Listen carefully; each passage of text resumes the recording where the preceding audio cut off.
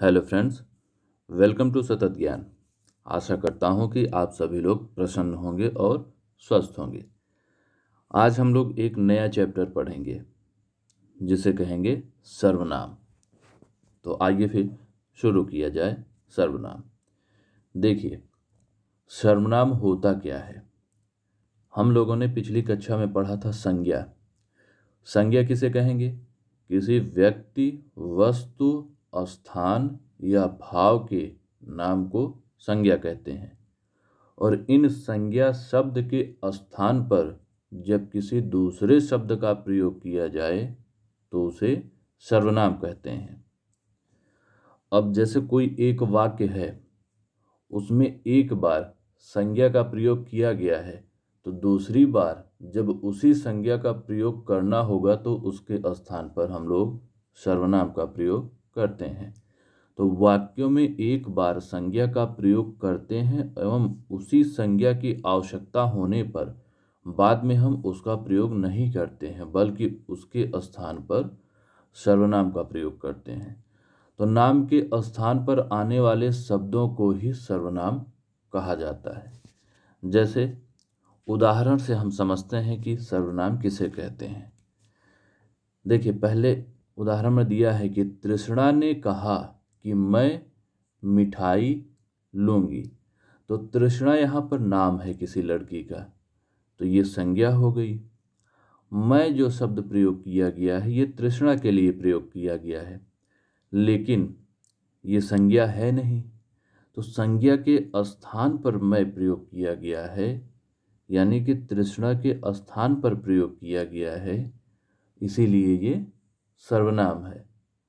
अर्थात संज्ञा शब्द के स्थान पर प्रयोग किए जाने वाले शब्द को सर्वनाम कहते हैं। और इस वाक्य में, इस उदाहरण में तृष्णा शब्द जो कि संज्ञा है उसके स्थान पर मैं का प्रयोग किया गया है, इस वजह से ये सर्वनाम है। दूसरे उदाहरण में देखते हैं। शालू ने संध्या से कहा कि क्या वह नहीं पढ़ेगी। तो यहाँ शालू शब्द जो है नाम है, और नाम जो होता है वो संज्ञा होती है। और वह शालू के लिए प्रयोग किया गया है।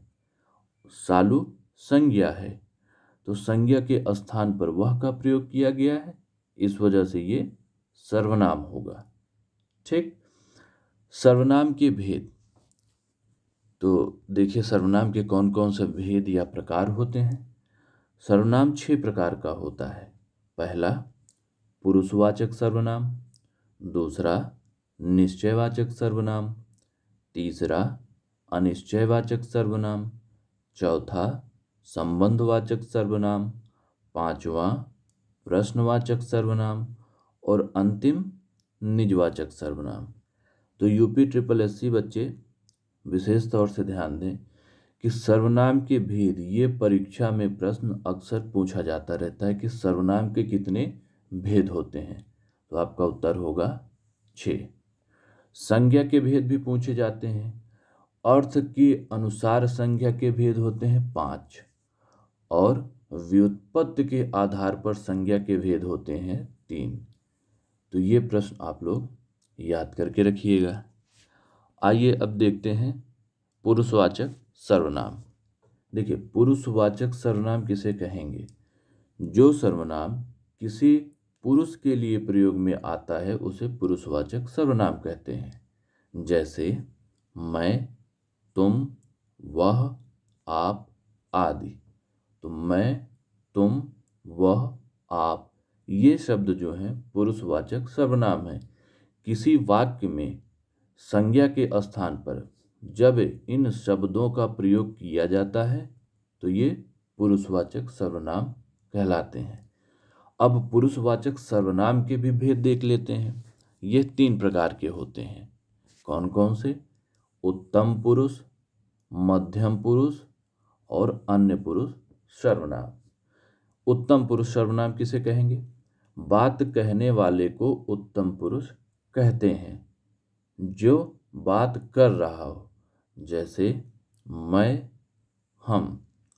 मध्यम पुरुष सर्वनाम, जिससे बात की जाए वह मध्यम पुरुष सर्वनाम होता है। जैसे तुम, आप। अन्य पुरुष सर्वनाम कौन से हैं? देखिए, जिसके संबंध में बात कही जाए वह अन्य पुरुष होता है। जैसे वह, वे। देखिए, जैसे मैं बता रहा हूँ, आप सुन रहे हैं। मैं किसी तीसरे व्यक्ति को बताऊं, जैसे मैं स्वामी विवेकानंद के बारे में आपसे बात करूं या आचार्य कौटिल्य के बारे में बात करूं, तो मैं बात कर रहा हूं, इसलिए मैं उत्तम पुरुष सर्वनाम में आऊँगा, उत्तम पुरुषवाचक सर्वनाम में। आपसे मैं बात कर रहा हूँ, आपको मैं बता रहा हूँ, तो आप मध्यम पुरुषवाचक सर्वनाम में आएंगे। और स्वामी विवेकानंद या आचार्य कौटिल्य, आचार्य चाणक्य के बारे में बता रहा हूँ, तो आचार्य और स्वामी जी आएंगे अन्य पुरुषवाचक सर्वनाम में। तो ये कुछ एग्जाम्पल है। देखिए, बहुवचन के लिए हम आप, वे के साथ में लोग शब्दों का प्रयोग करते। देखिए, लोग शब्द लगा देते हैं तो वो बहुवचन बना देता है। जैसे हम लोग अभी स्कूल आए हैं, तो हम लोग, ये क्या है? ये बहुवचन हो गया। तुम लोग, अगर तुम की बात की जाए तो सिर्फ एक व्यक्ति की बात की जा रही, लेकिन तुम लोग लगा दिए तो बहुत से व्यक्ति, यानी कि जितने भी वहाँ पर हैं। आप लोग भोजन कीजिए, तो आप लोग की बात की जा रही है, बहुत से लोगों की बात की जा रही, इस वजह से ये बहुवचन की तरह प्रयोग होगा। आइए आगे देखते हैं दूसरा प्रकार, निश्चयवाचक सर्वनाम। निश्चयवाचक सर्वनाम, निश्चयवाचक सर्वनाम के स्थान पर जो शब्द प्रयोग किए जाते हैं वह हैं यह, वह, ये, वे। तो जिस सर्वनाम में किसी वस्तु का निश्चित बोध होता है वह निश्चयवाचक सर्वनाम होता है।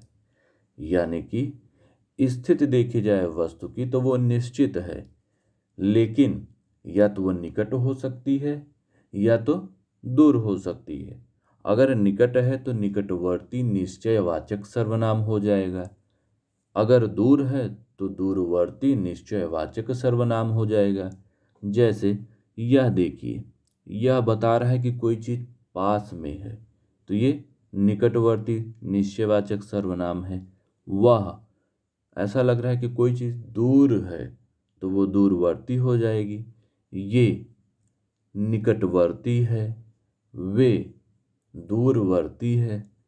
ठीक है, अब उदाहरण के साथ हम देखते हैं कि निश्चयवाचक सर्वनाम कौन से होते हैं, कैसे इनका प्रयोग किया जाता है। तो पहला उदाहरण है, यह सर्प है। क्या है? सर्प है। तो यह सर्वनाम है, लेकिन कैसा है ये? निश्चयवाचक, क्योंकि ये निश्चित स्थिति बता रहा है कि ये सर्प है। दूसरा, यह अच्छी पुस्तक है। ये पुस्तक तो है, कैसी है? अच्छी है। कौन सी? यह, यानी कि पता है कि कौन सी पुस्तक है। स्थिति निश्चित है, इस वजह से ये सर्वनाम कौन सा हो जाएगा? निश्चयवाचक सर्वनाम हो जाएगा। वह कलम मेरी है। कौन सी? वह कलम। तो यहाँ पर क्या है? स्थिति तो निश्चित है कि वह मेरी कलम है, लेकिन वो दूर है, इस वजह से वह सर्वनाम तो है, कौन सा? निश्चयवाचक। और निश्चयवाचक में दूरवर्ती निश्चयवाचक सर्वनाम है। आइए अगला प्रकार देखते हैं, अनिश्चयवाचक सर्वनाम। नाम से लग रहा है जैसे स्थिति जो है वो निश्चित नहीं है, अनिश्चित है। अनिश्चयवाचक सर्वनाम के स्थान पर देखिए कौन से शब्द प्रयोग में आते हैं। कोई, कुछ, किसी को। तो ये शब्द हैं जो अनिश्चयवाचक सर्वनाम के स्थान पर प्रयोग किए जाते हैं। देखिए, जिस सर्वनाम से किसी वस्तु का निश्चित बोध नहीं होता है उसे अनिश्चयवाचक सर्वनाम कहते हैं। उदाहरण से अगर हम समझें तो किसी को बुलाओ, किसी को बुलाओ। देखो, किसी को बुलाने की बात की जा रही, न राम को बुलाया जा रहा है, न श्याम को बुलाया जा रहा है, न गीता को बुलाया जा रहा है, न सीता को, किसी को बुलाया जा रहा है, कोई भी हो सकता है। यहाँ स्थिति जो है वो अनिश्चित हो गई। जब स्थिति अनिश्चित हो जाती है तो उसे हम अनिश्चयवाचक सर्वनाम कहते हैं। दूसरा देखते हैं उदाहरण हम। घी में कुछ मिला है। घी में क्या मिला है? पानी मिला है, तेल मिला है, शक्कर मिली है, नमक मिला है, जहर मिला है, क्या मिला है? कुछ नहीं पता है। स्थिति कैसी है? अनिश्चित है। इस वजह से कुछ शब्द जो प्रयोग किया गया है इस वाक्य में वह सर्वनाम तो है, लेकिन स्थिति अनिश्चित होने की वजह से वो अनिश्चयवाचक सर्वनाम है। अगला प्रकार हम देखें, अगला भेद, तो संबंधवाचक सर्वनाम। देखिए, संबंधवाचक सर्वनाम के लिए जो शब्द प्रयोग किया जाता है वो है जो, सो, जैसा। यानी जिस सर्वनाम से दो वस्तुओं अथवा व्यक्तियों का पारस्परिक संबंध प्रकट होता है उसे संबंधवाचक सर्वनाम कहते हैं। दो वस्तु हैं या दो व्यक्ति हैं या दो परिस्थितियां हैं जिनमें संबंध क्या होता है? प्रकट होता है, उसे हम संबंधवाचक सर्वनाम कहते हैं। उदाहरण से अगर हम देखें तो जो बोओगे सो काटोगे। जो, सो, ये क्या बता रहा है? संबंध बोने और काटने को। जैसे कोई फसल बोई गई, अगर धान बो रहे हो, धान की फसल है तो धान ही काटोगे, गेहूं तो हो नहीं जाएगा। अगर चने की फसल है तो चना ही काटोगे, मटर तो हो नहीं जाएगा। अब इस वाक्य में देखा जाए तो जैसे आपके कर्म होंगे वैसे ही तो आपको फल मिलेंगे। तो यहाँ पर जो, सो क्या हो गया? सर्वनाम है। कैसा सर्वनाम है? संबंध बताने वाला है, तो ये संबंधवाचक सर्वनाम हो जाएगा। दूसरा उदाहरण देखें। वह लड़का जो कल आया था पढ़ने में तेज है। कौन सा लड़का? जो आया था। तो जो क्या है? ये सर्वनाम है। कैसा? संबंधवाचक, क्योंकि ये संबंध बता रहा है कि वही लड़का जो कल आया था वही लड़का तेज है। तो यहाँ पर देखेंगे कि जब संबंधवाचक सर्वनाम की बात की जाए तो जो, जैसा, ऐसे शब्द अगर आते हैं तो वो संबंध बताते हैं। आइए अगला प्रकार देखते हैं। अगला भेद है प्रश्नवाचक सर्वनाम। ये जो शब्द हैं, क्या, क्यों, कब, कैसे, कहाँ, ये क्या है? ये प्रश्नवाचक सर्वनाम है। आप देखेंगे तो ये प्रश्न करते हैं। जैसे देखिए परिभाषा क्या है? जिस सर्वनाम से प्रश्न का बोध होता है उसे प्रश्नवाचक सर्वनाम कहते हैं।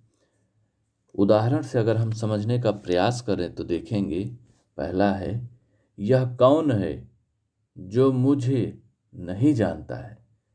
यह कौन है? यहाँ पर क्या है? प्रश्न किया जा रहा है, कौन है वो? तो ये कैसा है? सर्वनाम तो है कौन। कैसा सर्वनाम? प्रश्नवाचक सर्वनाम। वह कहाँ जा रहा है?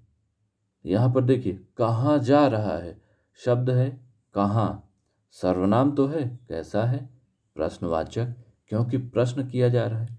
देखिए अगर सर्वनाम पूछना प्रश्न में आता है, सर्वनाम पूछा जाता है तो प्रश्नवाचक चिन्ह का प्रयोग किया गया है तो अपने आप वो प्रश्नवाचक सर्वनाम हो जाएगा। अगला उदाहरण अगर देखें, वह क्या चाहता है। तो क्या, प्रश्न पूछा जा रहा है, ऐसा लग रहा है ना कि बोध हो रहा है हमें कि प्रश्न पूछा जा रहा है। क्या चाहता है? तो क्या सर्वनाम है। कैसा? प्रश्नवाचक। अगला ये देखते हैं, तुम कैसे आए। कैसे आए? प्रश्न किया जा रहा है, बोध हो रहा है, तो कैसे ये सर्वनाम हो गया। कैसा सर्वनाम है? प्रश्नवाचक सर्वनाम है। अब अगला प्रकार, अगला भेद है निजवाचक सर्वनाम। स्वयं, खुद, अपने आप और आप, जब ये शब्द प्रयोग होते हैं तो इन्हें हम निजवाचक सर्वनाम कहते हैं। देखिए ये क्या है? स्वयं के लिए प्रयोग किए जा रहे हैं, यानी अपने आप के लिए। परिभाषा अगर देखा जाए निजवाचक सर्वनाम का, जिस सर्वनाम से कर्ता का बोध हो उसे निजवाचक सर्वनाम कहते हैं। ठीक, उदाहरण से अगर हम समझने का प्रयास करें तो देखिए, यह आपका ही हो गया। कोई भी चीज़ थी, यह आपका ही हो गया, तो आप क्या है, कर्ता अपने लिए यूज कर, जैसे करता है वो बोल यह आप ही का हो गया, किसी व्यक्ति ने कहा यह आप ही का हो गया, तो आप शब्द क्या है, सर्वनाम हो गया। ठीक, कैसा सर्वनाम, निजवाचक। आप जैसा समझे करें, आप जैसा समझे करे, तो आप क्या हो गया, सर्वनाम हो गया। कैसा, निजवाचक। मैं अपने कपड़े स्वयं धुलता हूँ, तो स्वयं क्या हो गया, सर्वनाम हो गया। कैसा हो गया, निजवाचक हो गया। तो ये है हमारे सर्वनाम और सर्वनाम के भेद। तो सर्वनाम कौन कौन से होते हैं आपने पढ़ लिए, पुरुषवाचक, निश्चयवाचक, अनिश्चयवाचक, संबंधवाचक, प्रश्नवाचक और निजवाचक। हम लोगों ने देखा कौन से शब्द कौन से सर्वनाम के लिए प्रयोग किए जाते हैं, उदाहरण से हम लोगों ने समझा, परिभाषा उसकी देखी।